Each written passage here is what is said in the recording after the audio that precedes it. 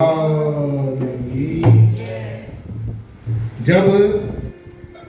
हमारी आंखों में अपने सदगुरु भगवान की पावन छवि हो, जब हमारे हृदय में अपने सदगुरु भगवान की पावन हमेशा याद बनी रहे, जब हमारा मन सदगुरु के मनन करे, जब हमारा चित्त जो है सदगुरु का चिंतन करे, हम नहीं जानते परमात्मा क्या होता है। परमात्मा बाद की बातें हैं। परमात्मा को भी अगर दिखाया है, समझाया, तो किसने समझाया है? सदगुरु ने समझाया है। तो इसलिए कई लोगों का यह मानना हो जाता है भी हम तो शरीर को गुरु नहीं मानते, हम तो ज्ञान को गुरु मानते हैं। देखो, बहुत ऊंची बात है। जब आप बहुत उच्च अवस्था में चले जाते हैं तब वो बातें घटती हैं। लेकिन हम लोग जिज्ञासु हैं, स्टूडेंट हैं, हम लोगों ने सदगुरु के प्रति ही समर्पित होकर रहना है। इसलिए जब हमारे अंतर में जो हर समय शब्द की झनकार हो रही है, जो दिव्य ध्वनि हमारे अंदर हो रही है, जो अलौकिक आवाज हमारे अंदर हो रही है हर समय, जो ओंकार की ध्वनि हमारे अंदर हर समय गूंज रही है, जिसको हम ईश्वरीय संगीत कहते हैं। जैसे आप ये संगीत बजाते हैं, ये बाहरी संगीत बजाते हैं, इसे हमारी आत्मा का कोई लेना देना नहीं है। इस संगीत से, बाहर के संगीत से हमारी आत्मा का कोई भी संबंध नहीं है। ये जो बाहर संगीत बजाते हैं, ये जो कीर्तन करते हैं, कीर्तन जो होता है, हम लोग आप ये सोचते हैं भी इससे मन इकट्ठा होता है। जब ये बाहर म्यूजिक बजता है तो आप ऐसा करना शुरू कर देते हैं, आपका मन और बिखरना शुरू हो जाता है। तो ये मन को रिझाने के लिए संगीत हो सकता है, लेकिन आत्मा के साथ, भजन के साथ, भक्ति के साथ इसका कोई ज्यादा लेन देन नहीं है। आत्मा का संगीत अलग संगीत है। आत्मा का संगीत हमारे अंदर हर समय हो रहा है। जैसे बाहर आप संगीत बजाते हो, सुनते हैं, ऐसे ही हमारे अंतर में एक संगीत हमेशा हो रहा है। एक ईश्वरीय संगीत हर समय हो रहा है। बेगमपुरा से, जिसको हमारे संतों ने बेगमपुरा कहा, ये बाहर बेगमपुरा के गीत गाने से, बाहर सिर्फ बेगमपुरा के आलाप लेने से, रटने से बेगमपुरा आप नहीं पहुंच जाओगे। बेगमपुरा तो एक अवस्था का नाम है जब आप अपने अंतर में प्रवेश करेंगे, और अंतर में प्रवेश करने के लिए साधना और आराधना बहुत ज्यादा जरूरी है। इसलिए साथ संगत जी, सदगुरु का हमेशा हमने होके चलना है। सदगुरु के हाथ में अपना हाथ देकर हमेशा भजन में बैठना है, तब जाकर हमारे जो है वो फंद कटेंगे। आओ सबने मिलकर बोलना है, बोलो सदगुरु भगवान की। जैसे मैंने कहा कि नैनों में अपने सदगुरु की हमेशा छवि हो, हमेशा सदगुरु की याद करने में। मेरे सदगुरु ऐसे हैं, बेशक उनकी डांटने वाली बात को ही याद कर लो, नहीं उनके प्यार की बात को याद कर सकते हैं, तो सदगुरु की डांटने वाली बात को ही याद कर लो। मतलब तो याद करने से सदगुरु का स्वरूप हमारे सामने आ जाना चाहिए। बोलो सदगुरु भगवान की। नैन मेरे दरस तेरे, करता रहा मैं दाता हर वेले। हे सदगुरु, मेरे ऊपर ऐसी बख्शिश कर, ऐसी दया मेहर कर कि मैं हर समय तेरे दर्शन करता रहूं। जब भी मैं पास बैठता हूं तो तेरी छवि मुझे याद आती रहे, और जब भी मैं तुझे याद करूं तो हमेशा मुझे तेरी याद आती रहे। जब तुम सदगुरु को भुलाना भी चाहो, जब सदगुरु के साथ पक्का प्रेम हो जाएगा, स्वार्थ वाला प्रेम नहीं, एक तो लौकिक चीजों का दिखावे वाला प्रेम होता है। सदगुरु जी, हम तो आपसे बहुत ज्यादा प्रेम करते हैं, ये कहने वाली बातें नहीं होती। आप सदगुरु से कितना प्रेम करते हैं, सदगुरु आपसे कितना प्रेम करता है। प्रेम कोई लेने देने वाली चीज नहीं है, प्रेम कोई कहने सुनने वाली चीज नहीं है। प्रेम जो है एक आभास है, प्रेम एक रियलाइजेशन है। प्रेम एक एहसास है और एक जिस्मानी है और एक रूहानी है। एक तो हम जिस्म की तरफ देख के, सदगुरु के शरीर की तरफ देख के लट्टू हो जाते हैं कि सदगुरु हमारा इतना सुंदर है, ऐसी ऐसी अच्छी अच्छी बातें बोलता है, तो ये है, इन्हीं के इर्द गिर्द ही घूमते रहते हैं। शुरुआत में ये बात ठीक है, लेकिन जो असली जो प्रेम है, जो सदगुरु तुम्हारे अंदर बैठा है, ये जो सदगुरु बाहर है, ये तुम्हारे अंदर भी बैठा है, ये हर समय तुम्हारे साथ साथ घूमता है। और आप लोग ये सोच लेते हैं कि बस सदगुरु को पता नहीं है। सदगुरु मेरा सदा है नाले, सिमर सिमर प्रभु आप संभाले। बस हमने सदगुरु को याद करना है, सदगुरु हमारी संभाल स्वयं करेगा। आइए। नैन मेरे दर्श तेरे करदा रहा मैं दाता हर वेले। और सबने ताली चाहिए और मुख शब्द बोल रहे हैं, आप भी बोल रहे हैं। नैन मेरे दर्श तेरे, नैन मेरे दर्श तेरे करदा रहा मैं दाता हर वेले।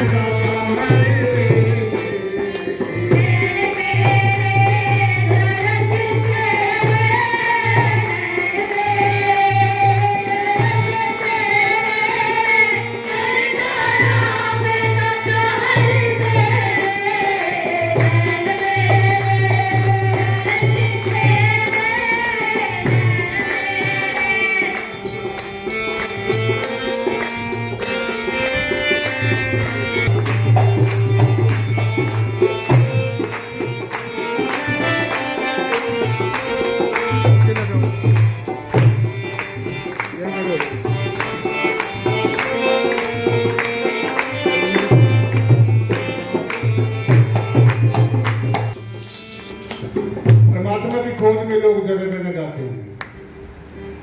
कोई मथुरा जाता है, कोई वृंदावन जाता है, कोई काशी जी जाता है, कोई ऋषिकेश जाता है, कोई कहीं जाता है, कोई कहीं जाता है। देखो, अगर अपने अंदर परमात्मा की अनुभूति नहीं हुई, अगर अपने अंदर परमात्मा का दर्शन नहीं हुआ, तो कहीं भी परमात्मा का दर्शन नहीं हो सकता है। इसलिए इसको कहा है नाउ एंड हियर, अभी और यही।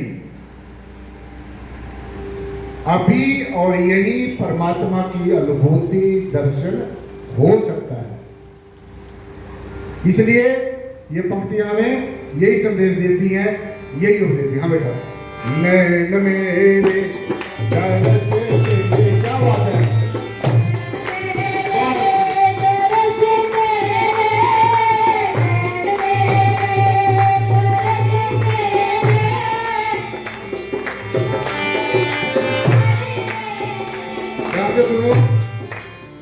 वो कोई मथुरा के कोई जाना है मथुरा के काशी वो सानू मिलया है नभ अविनाशी वो कोई जाना है मथुरा के सानू मिलया है नभ अविनाशी ओ कोई जाना है मथुरा के काशी सानू मिलया है नभ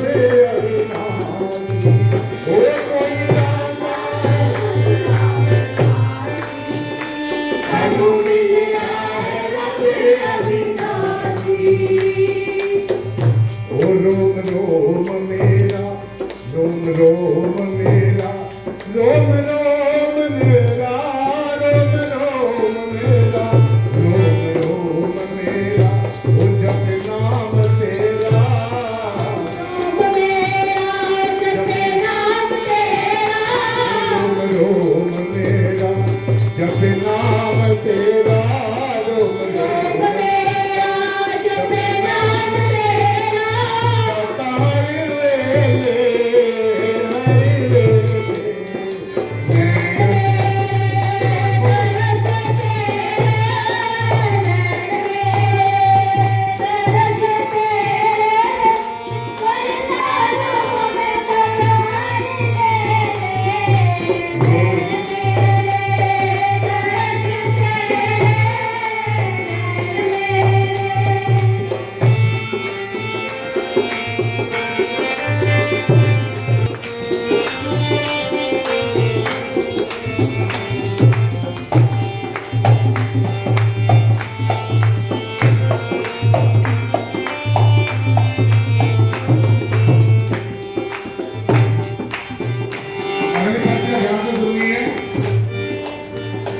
जैसे हम कहते हैं कि परमात्मा निसंकोच निसंदेह अंडा बिजली परमात्मा सब जगह है। तो अगर सब जगह है तो फिर यहां भी होगा, अगर सब जगह है तो यहां भी होगा। इसलिए ये कहा जाता है हमारे शास्त्रों ग्रंथों में उपनिषदों पुराणों में लिखा गया है कि हमारे अंदर में परमात्मा का निवास जो मेन पॉइंट है वो कहां पर है, उसको हम कहते हैं हमारा जो हृदय है, हृदय के अंदर प्रभु का वास है। क्यों? क्योंकि हृदय से हमारे प्राणों का संचार होता है और जो हमारा प्राणनाथ है, जो हमारे प्राणों को जिंदा रखने वाला है, प्रभु है, परमेश्वर है, वो हमारे हृदय में रहता है, लेकिन छुप के रहता है। भगवान कितने दिन से छुपा हुआ था आपसे? देखो सारी सृष्टि को कैसे ढक के बैठा हुआ, छुप के बैठा हुआ है।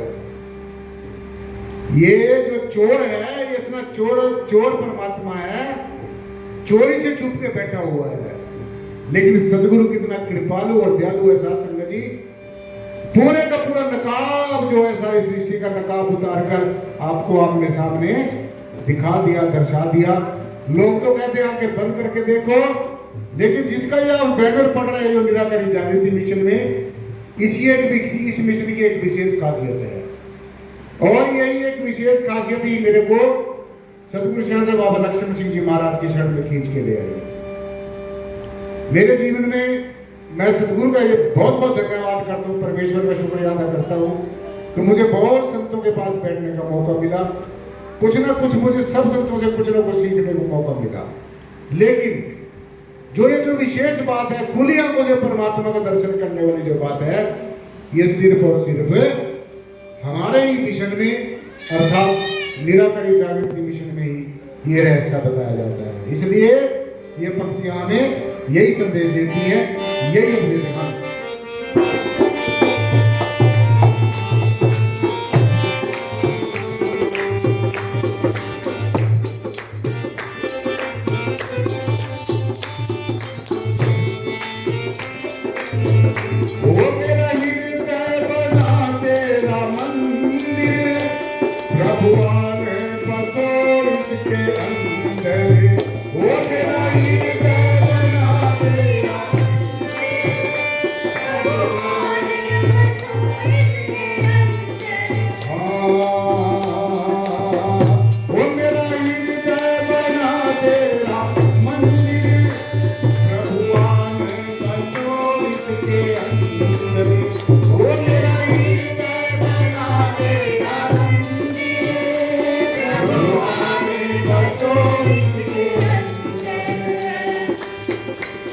रोम रोम मेरा जप नाम तेरा, रोम रोम मेरा जप नाम तेरा, हरि वेले हरि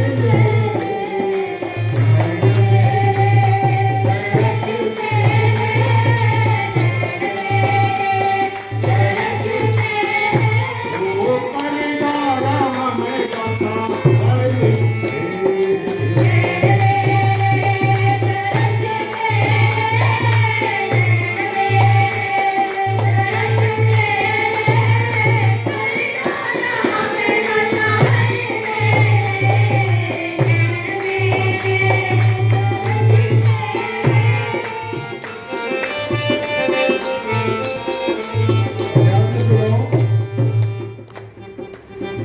मैंने आपको कहा कि आज के सत्संग का ये विचार है,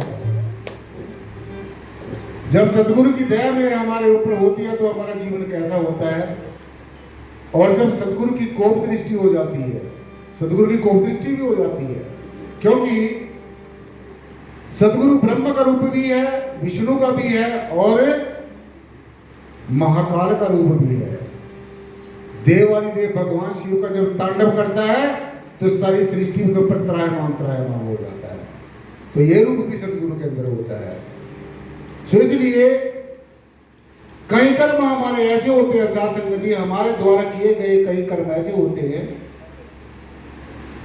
जिनको काटने के लिए, जिनको भस्मीभूत करने के लिए सदगुरु को रुद्र रूप विधान करना पड़ता है। वो प्यार से वो बातें नहीं मानता जीव है।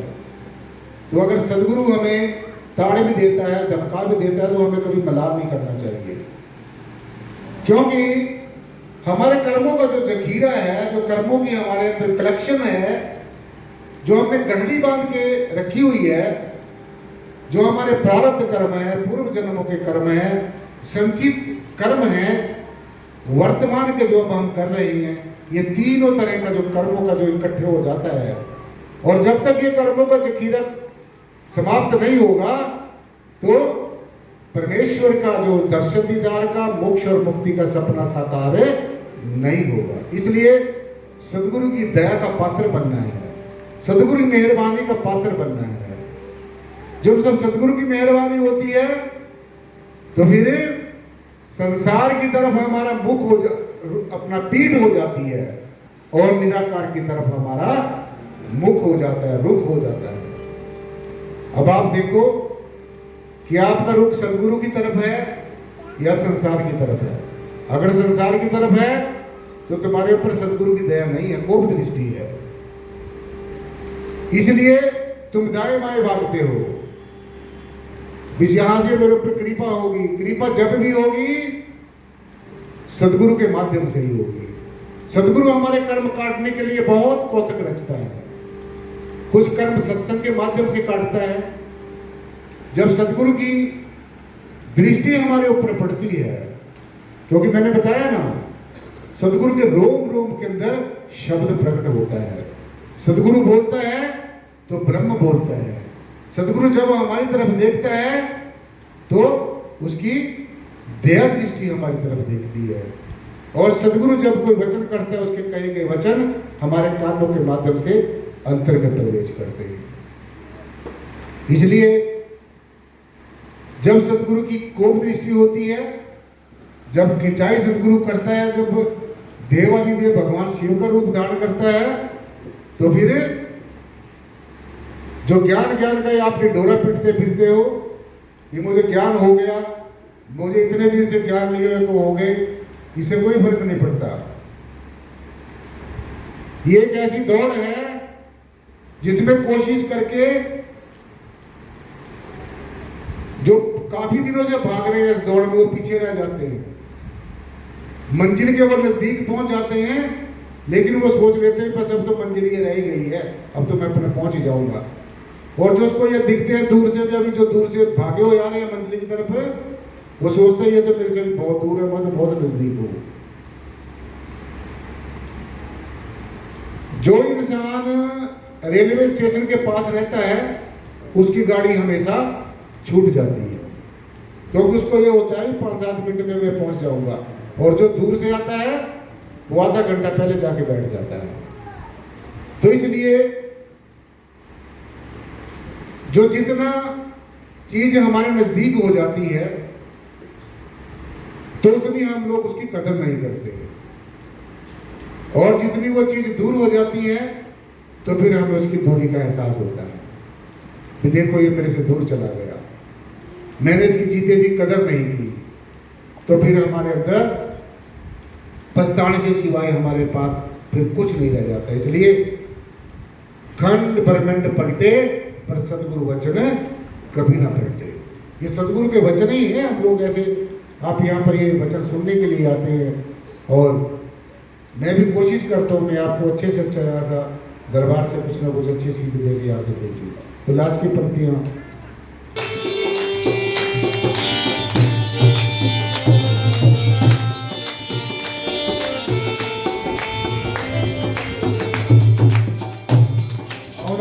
ध्यान से सुनिए।